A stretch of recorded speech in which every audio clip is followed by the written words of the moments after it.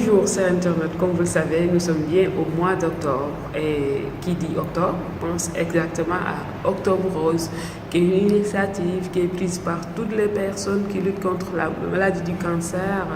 pour vraiment soulager les malades. On est au mois d'octobre, nous sommes partis aller voir la LESCA qui avait organisé une journée de consultation gratuite. Nous avons pris quelques interventions des spécialistes de cette maladie. Aujourd'hui, nous allons faire une vidéo consacrée exclusivement au cancer. Nous allons entendre, bien sûr, comment prévenir, comment se soigner, comment faire de sorte que la maladie puisse être éradiquée. Tout le monde en parle dans tous les pays du monde. On parle d'Octobre Rose, on parle du cancer du sein. C'est vraiment un moment idéal pour parler du dépistage du cancer du sein, parce que le cancer du sein, ce n'est pas une fatalité, c'est une maladie qu'on peut guérir. Le sein, on peut le conserver quand il est atteint de cancer du sein, si on voit la maladie tôt, guérir la malade. Mais quand la maladie arrive à un stade avancé, le traitement coûte excessivement cher, avec peu de chances de réussite du traitement. C'est pourquoi on se bat pour que les femmes se dépistent, pour que les femmes consultent précocement pour pouvoir bénéficier de meilleurs traitements, pour pouvoir augmenter leurs chances de réussite dans le traitement. Octobre Rose dafa nekk États-Unis la juddoo États-Unis dañoo teel a yeewu ci affaire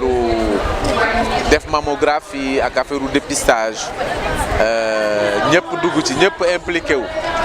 loolu noonu moo law ba fii rek ñu jël benn weer ci at bi parce que mënuñu ko def weer yëpp pour que ñëpp ubbi seen nopp ubbi seen bët ñu mën a wax ak ñoom profito ci tamit femmes yi ak effet de groupe parce que bu fekkente ni kenn jógal boppam moom kenn dina xaw a diis ci moom bu fekkente ni dañoo groupé ñëpp daje ci la nit ñi dinañ gën a am fit donc ci la ñuy profito wax ci feebar bi ci la ñuy profito tamit def ba mammographie bi gën a yomb ci la ñuy profito tamit wut ay ñu baax ñuy def sponsor wala ñuy joxe ñu mën a jox seen alal jàppale jigéen ñi ñu mën a def mammographie à un moindre coût wala ñi nga xam ne leen koy may donc looloo moo waral mobilisation wu Octobre Rose suñu dundin dafa soppeeku ci ay at colonisation bi jaar na fi lu nekk jaar na fi ñu soppi suñu lekkin soppi suñu doxalin soppi suñu dundin yooyu yëpp di tux cigarette ñuy naan ay naan yoo xam ni lu nekk la ñuy def ci biir pollution bi développement bi pollution bi yooyu yëpp da ciy jouer industrialisation beex yooyu yëpp dañuy jouer ci cancer yooyu boole ci nag ay cancer yoo xam ni aussi ay virus ñoo koy joxe te bëri fi yu mel ni cancer du foie mel ni cancer du col donc yooyu yëpp nekk na loo xam ne lii moo tax cancer yi gën di bëri actuellement. Et que je me réjouis de savoir que le message a été bien entendu et qu'elles viennent se faire dépister. Et ça, c'est important parce que nous passons tout le temps à sensibiliser. Ça veut dire que la sensibilisation a atteint beaucoup de cibles. Et on voit beaucoup de femmes qui attendent patiemment leur tour pour se faire examiner.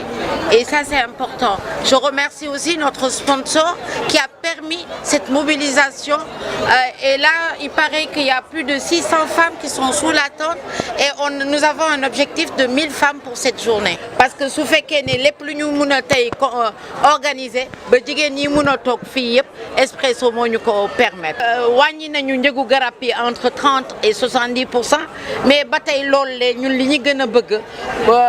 pour fajum cancer bi woyof toll ci askan bi suñu leen ko mënulee may ñu subventionné ko loolu moom maa ngi koy ñaan autorité dëkk bi parce que malades yi 80% des malades n'ont pas les moyens donc loolu maa ngi koy ñaax di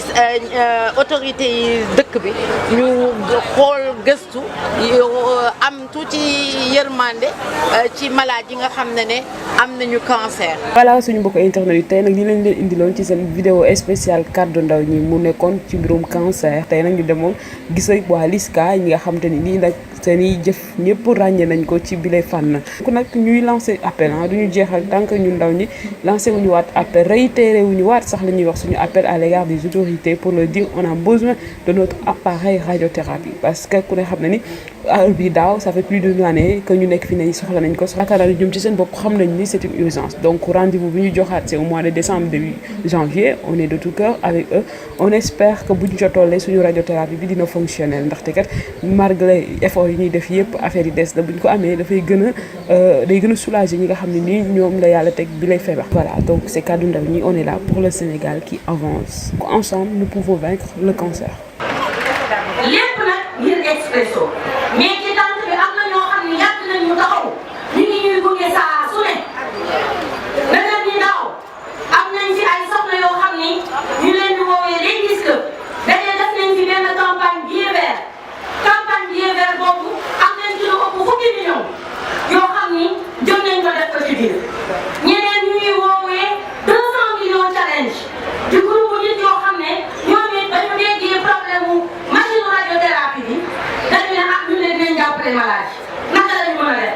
ñu seet si ñu ànd ak ñoom di ci wax ba ñoom it di defal ñu campagne boo xam ni am nañ ci lu ëpp ñaar fukki millions loolu bañ ko dajalee dimbali nañ ci lu ëpp téeméeri jigéen ci seen chimiothérapie ci seen traitement xam ngeen ne loolu am na solo ci fanweeri million ak lu topp ñu dimbali ci lu ëpp téeméeri jigéen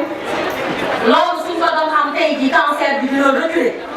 dina reculer bu baax kon nag tàccul ma leen ñooñu nga xam ne ñu ngi ñëw tout le temps di jàpp ci mbir mi ndax yéen ñi leen koy defal waa 200 millions challenge ñoom ñu ngi tey mooy ñaari soxna yi ngeen seen ak ñii am na ñoom matumaat ak may mun a demalee ñii ay jigéen ñi jàmbaar lañu ñoom tamit wax dëgg yàlla da terewul gis ngeen tey ñu ngi fi saa yi ñuy organiser ñu ñëw taxaw kon nag foog naa ne loolu dara encouragé la am na ñeneen ñu fi nekk peut-être dinañ leen gis ñoom tamit dañuy ñëw di jàpp ci liggéey nit day jóge fale rek tey jii am na ñu fi nekk kii di filmé ñi ngeen seen ak ñeneen ñoom day Fatou Diouf Fatou Wakha ñoom ñëpp dañu ne dañu bëgg ñëw tey jàppale si leen